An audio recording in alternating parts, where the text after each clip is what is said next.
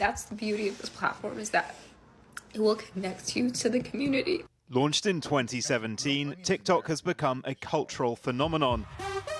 Now part of daily life for some 170 million Americans who enjoy everything from dance routines to cooking recipes on the short video app. But tomorrow it's set to go dark after Chinese owners ByteDance lost a regulatory battle that went all the way up to the Supreme Court. It appears our government has failed us. There's not much which unites Republicans and Democrats, but there was strong bipartisan support in Congress and the White House for a ban on the app on privacy and security grounds. And to the U.S. government, I'm never forgiving you for this.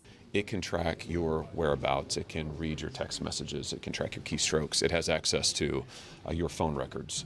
And the problem with that is all of that information is available to and subject to inspection by the government in Beijing.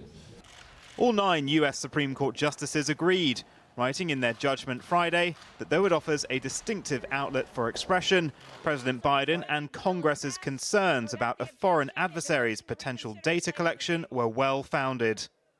There are risks when we use any apps in terms of data being transferred to different parties, to different people. Data can easily be sold by app owners, app creators. Advertising data and location data is often sold that I think generally people aren't aware of. And in some ways, what TikTok is doing with data is not necessarily that indifferent to other big tech platforms. Unless TikTok finds a US buyer by tomorrow, it will be the end of a rewarding journey for poet and author Shelby Lee, who's amassed over 400,000 followers. I'm in Ohio, and there's not necessarily like big publishers or large book communities around here. So being able to connect virtually and through social media and find thousands of readers all over the world and being able to sell my books all over the US and all over the world has meant so much to me. Author and activist Yasmin Abdel-Majid has used the platform not just to engage readers of her books, but to raise awareness of the conflict in Sudan.